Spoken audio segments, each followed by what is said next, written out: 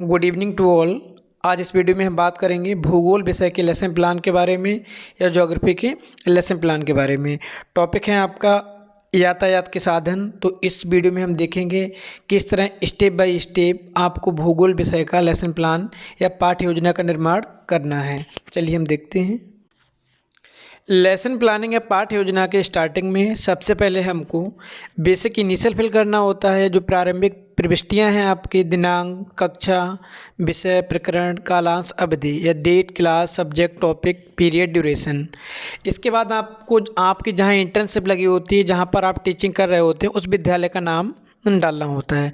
सामान्य उद्देश्य की हम बात कर लेते हैं। यहाँ पर भूगोल विषय के सामान्य उद्देश्य क्या होंगे? तो छात्रों को भौगोलिक सिद्धांतों एवं तथ्यों से परिचित कराना। जो सामान्य उद्देश्य होते हैं आपके पूरे विषय से संबंधित होते हैं, और भूगोल विषय के जितने भी प्लान बनेंगे सब में सामान्य उद्देश्य यही रहेंगे। दूसरा सामान्य उद्देश्य आपका छात्रों को प्राकृतिक परिस्थितियों के अनुकूल बनाना या प्रकृतियों के लिए प्रशिक्षित करना। तीसरा सामान्य उद्देश्य रहेगा आपका छात्रों में विश्व नागरिकता का प्रशिक्षण देना। नेक्स्ट आपका छात्रों में स्वदेश प्रेम की भावना जागृत करना। नेक्स्ट आपका छात्रों में मानसिक शक्तियों का विकास करना।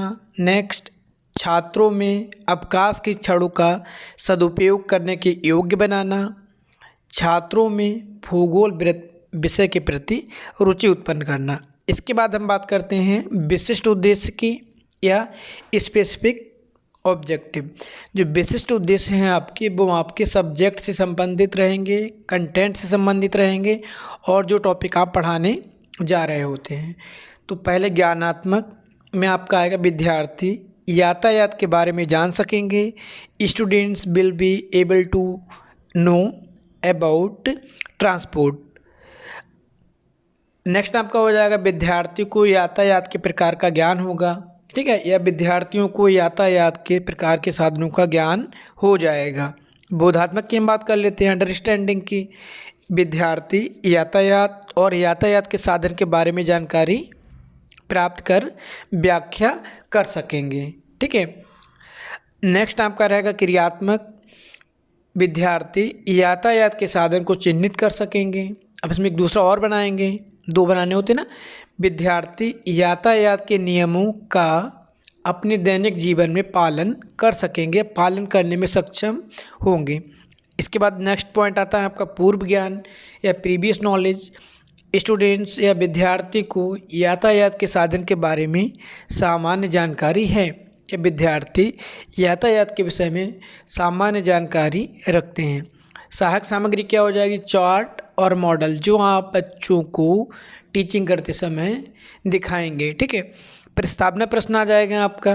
प्रस्तावना प्रश्न आपको नॉर्मल बनाने हैं, इजी लैंग्वेज में बनाने हैं, बच्चों को सुनने में कोई प्रॉब्लम ना हो, समझने में कोई प्रॉब्लम ना हो। छात्र अध्यापिका कथन और छात्र कथन। पहला प्रश्न रहेगा आपका, हम पढ़ने के लिए कहाँ जाते हैं? तो बच्चे आपको आंसर देंगे विद्यालय या कॉलेज। अब विद्यालय या कॉलेज से हमको एक वर्ड लेना है अगला प्रश्न बनाने के लिए, नेक्स्ट क्वेश्चन बनाने के लिए। विद्यालय या कॉलेज किसके माध्यम से जाते हैं? तो बच्चे आपको तरह तरह के रिस्पांस देंगे, साइकिल, रिक्शा, ऑटो, पैदल, या जो भी व्हीकल का वो यूज़ करते होंगे वो यहाँ पर बताएंगे आपको। अगला प्रश्न रहेगा साइकिल, रिक्शा, ऑटो से आप क्या समझते हैं, या क्या है, या इन्हें क्या कहते हैं? तो आपको बच्चे बताएंगे यातायात के साधन, ठीक है। इसके बाद अगला प्रश्न रहेगा आपका यातायात के साधन के बारे में आप और क्या जानते हैं? तो ये आपका समस्यात्मक प्रश्न होगा या प्रॉब्लमेटिक क्वेश्चन होगा। इसके बाद आप उद्देश्य कथन देंगे, प्रिय विद्यार्थियों, आज हम यातायात के साधन के विषय में अध्ययन करेंगे। उद्देश्य कथन देने के बाद अब यहाँ आपका स्टार्ट होता है प्रस्तुतिकरण या प्रेजेंटेशन। यहाँ से कॉलम आपका 5 कॉलम में डिवाइड हो जाएगा। पहला टीचिंग पॉइंट, जिसको हम बोलते हैं शिक्षण बिंदु। सेकंड आपका पीपल टीचर एक्टिविटी, छात्र अध्यापिका कथन या क्रियाएँ। तीसरा आपका छात्र क्रियाएँ या स्टूडेंट एक्टिविटीज़। नेक्स्ट आपका रहेगा मेथड एंड टेक्निक, विधि प्रविधि। लास्ट आपका रहेगा श्यामपट्ट कार्य। अब हमारा टॉपिक जो पहला शिक्षण बिंदु है वो है यातायात के साधन। अब हम यहाँ पर यातायात के साधन डालने के बाद इसको अंडरलाइन कर देंगे। या डार्क कर देंगे। ठीक है, अब हम यहाँ पर यातायात को एक्सप्लेन करेंगे। यातायात क्या होता है, तो यहाँ पर आप एक्सप्लेनेशन देंगे, यातायात के बारे में बताएंगे, और जो मेन टर्म आएंगे जो आपको लगता है कि आपको बच्चों को नोट कराना है, उनको आप ब्लैक बोर्ड पर लिखते जाएंगे साथ साथ। ठीक है, तो पहला आप यातायात के साधन को एक्सप्लेन करेंगे। जब आप एक्सप्लेन करेंगे तो क्या होगा, बच्चे या विद्यार्थी ध्यानपूर्वक सुनेंगे। ठीक है, उसके बाद क्या होगा, व्याख्यान विधि, जो कि आप बोल रहे हैं, बच्चे सुन रहे हैं, और कुछ मेन टर्म आए थे, स्थल मार्ग, जल मार्ग, वायु मार्ग, वो आपने श्यामपट्ट पर नोट किया था। अब यहाँ पर विद्यार्थियों को आप चार्ट दिखाएंगे, सड़क मार्ग, जल मार्ग, रेल मार्ग, वायु मार्ग, जो यातायात के साधन हैं, जो आप चार्ट बना के ले जाएंगे, बच्चों के सामने आप प्रेजेंट करेंगे।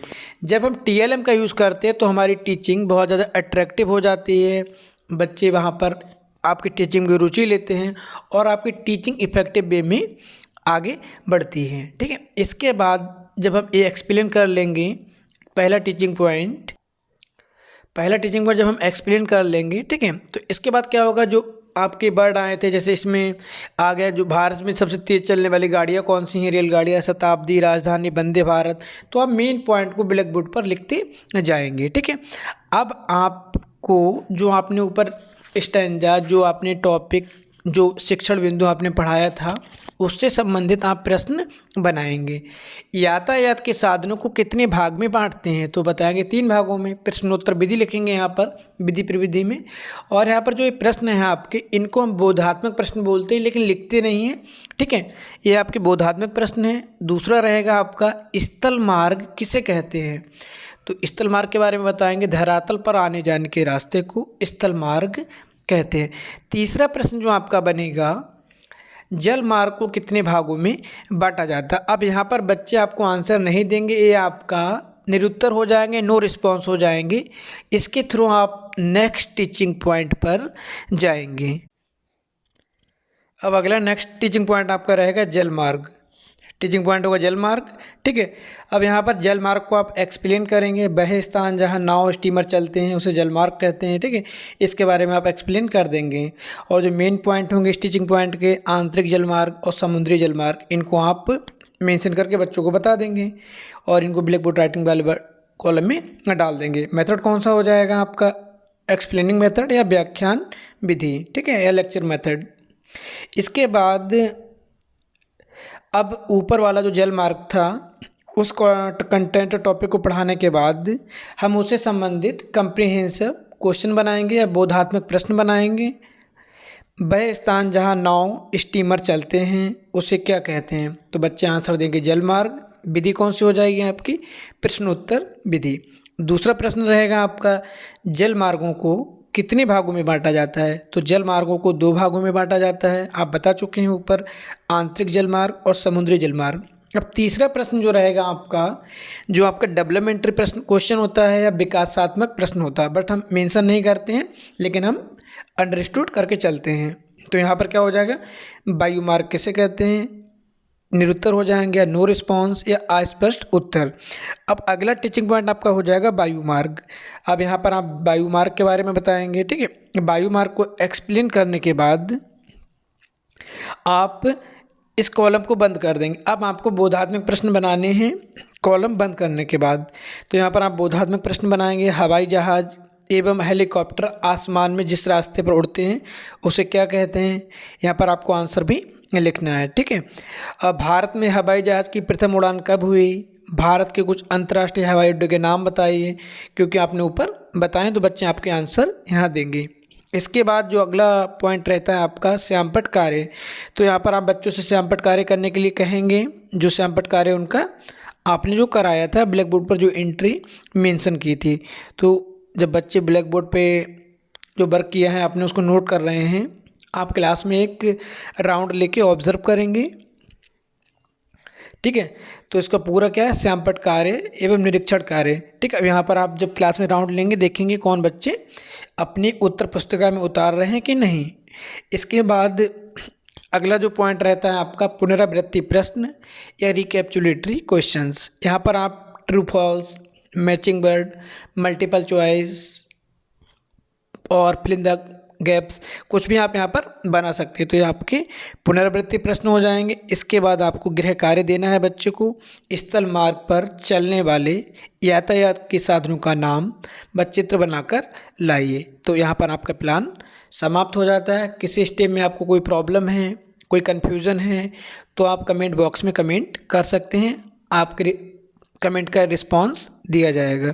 थैंक यू, धन्यवाद।